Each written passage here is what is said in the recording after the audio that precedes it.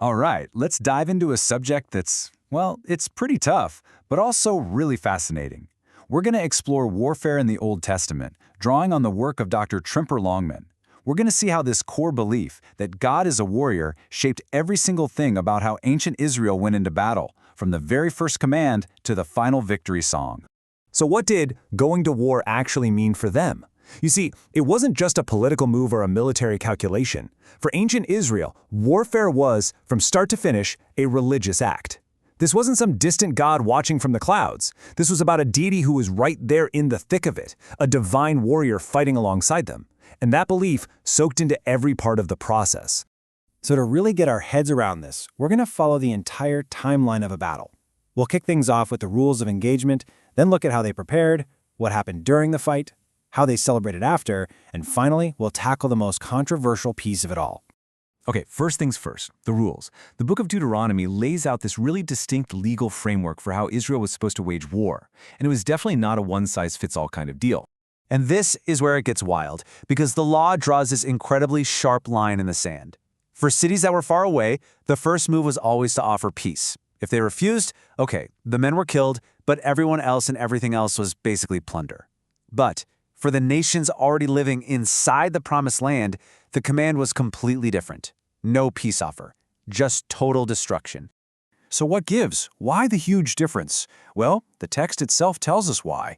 It was all about prevention. This command for total destruction was meant to completely wipe out the influence of the local religions, which the text calls detestable, so that Israel wouldn't get pulled into worshiping other gods.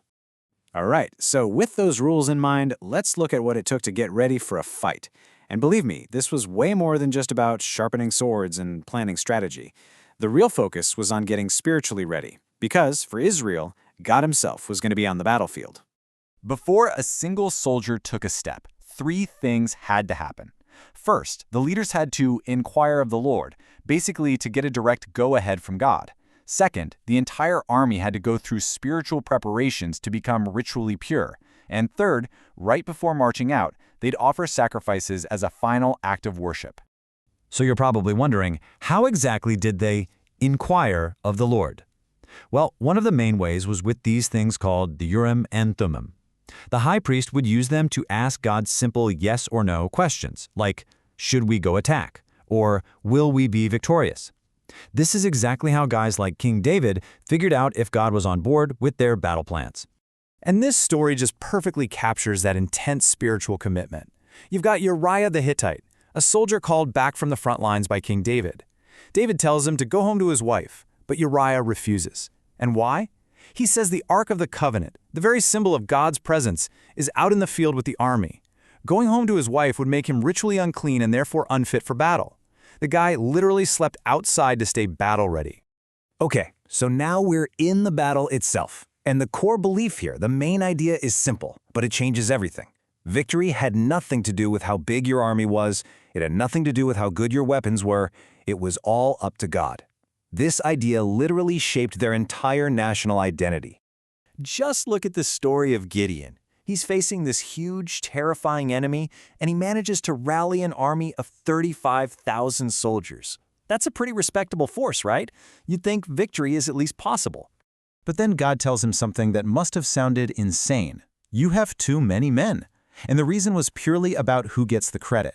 God says that if they win with a big army, the people of Israel will just pat themselves on the back and say, my own strength saved me. The army had to be smaller. So Gideon's army gets shrunk down, from 35,000 all the way down to just 300 men, an impossibly tiny number. The whole point was to make it so obvious, so undeniable, that only God could have given them the victory.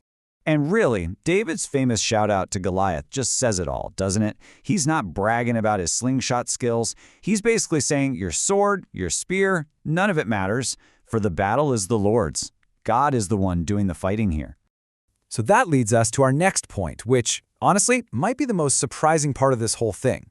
The battle itself was often seen not as a military strategy, but as an act of worship. Get this. There's this incredible story where King Jehoshaphat is facing an enemy army that's just massive, totally overwhelming. And what's his brilliant military strategy? He puts the choir at the front of the army. I'm not kidding. They march into battle singing. And as they're singing, the enemy armies get confused and end up attacking each other, completely wiping themselves out. The army of Judah gets the victory without lifting a single sword. So, after a victory like that, one that was so obviously God's doing, what came next? Well, a celebration, of course, and specifically celebration through song. You could say these victories created a powerful soundtrack of worship. This quote from Exodus is monumental. It's sung right after Pharaoh's army is wiped out at the Red Sea, and it is the very first time in the entire Bible that God is explicitly called a warrior. That title is born directly out of a specific historic victory, and it cements God's role as the divine protector of the nation. And this wasn't just a one-off thing. In fact, you can think of many of the Psalms that are still read and sung today as ancient Israel's war hymns. They were written to be used in actual military campaigns, as prayers before a battle, songs of trust during the fight, and anthems of praise after a victory. And that brings us to the final and, let's be honest, the most ethically fraught part of this entire story. We have to talk about the command known as herem, or the ban. The Hebrew word herem basically means the ban. It was a command to completely destroy a conquered city and its people. And the plunder, the stuff they captured, it wasn't for the soldiers to take home. It was all consecrated, meaning it was turned over entirely to God, usually by being destroyed. Now, it's absolutely crucial to remember that according to the text, this command was only supposed to be used against the nations living inside the Promised Land. But let's be clear. For anyone reading this today, this is, without a doubt, one of the most difficult and deeply troubling concepts in the entire Old Testament.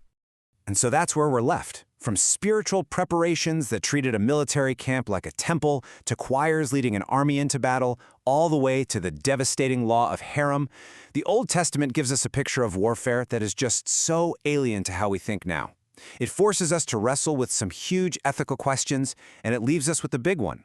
How are we supposed to understand this complex, challenging idea of a warrior God today?